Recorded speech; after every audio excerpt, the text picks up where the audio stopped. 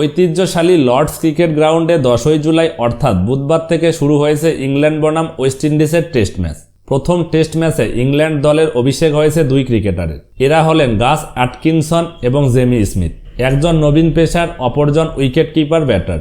ঘটনাচক্রে এই টেস্ট ম্যাচটি ইংল্যান্ড তথা বিশ্ব ক্রিকেটের কিংবদন্তি পেসার জেম অ্যান্ডারসনের কেরিয়ারের শেষ ম্যাচ। কেরিয়ারের 188তম টেস্ট ম্যাচটি খেলে তিনি অবসর নেবেন। ফলে মঞ্চ প্রস্তুত ছিল জেম অ্যান্ডারসনের জন্য।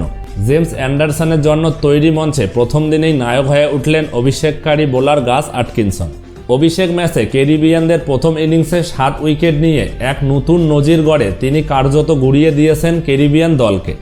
গাস অ্যাটকিনসন 12 ওভার বল করে 54 রান দিয়ে 5টি মেডেন ওভার সহ 7 উইকেট নিয়েছেন। আর এদিন এই বোলিং স্পেল করে নতুন নজির গড়ে ফেলেছেন তিনি। অভিষেক টেস্টে ইংল্যান্ডের হয়ে এক ইনিংসে সর্বাধিক উইকেট নেওয়ার রেকর্ড স্পর্শ করেছেন তিনি।